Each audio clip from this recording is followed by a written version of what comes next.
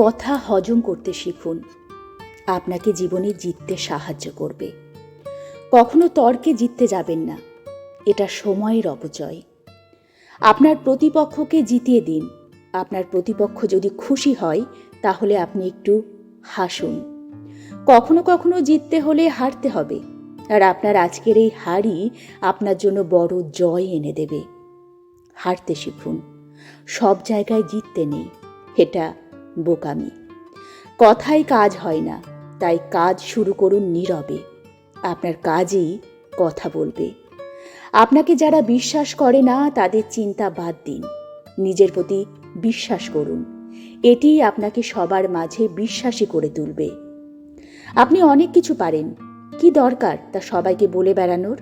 যার দরকার সে আপনাকে এমনিতেই খুঁজে বের করবে। চিতাবাঘ কখনো কুকুরের সাথে দৌড়ে প্রতিযোগিতা করে না, কুকুরকে জিততে দিন। আপনি চিতাবাঘ তা বোঝানোর জন্য সঠিক সময়ের অপেক্ষা করুন। নিশ্চয়ই ঈশ্বর ধৈর্যশীলদের সাথে আছেন। নিজের প্রয়োজনেই বোকাদের সঙ্গে তর্কে জড়ানো এড়িয়ে চলুন। বিনয়ী হতে শিখুন। বিনয়ী হতে পারলেই আপনি বিশ্ব জয় করতে পারবেন।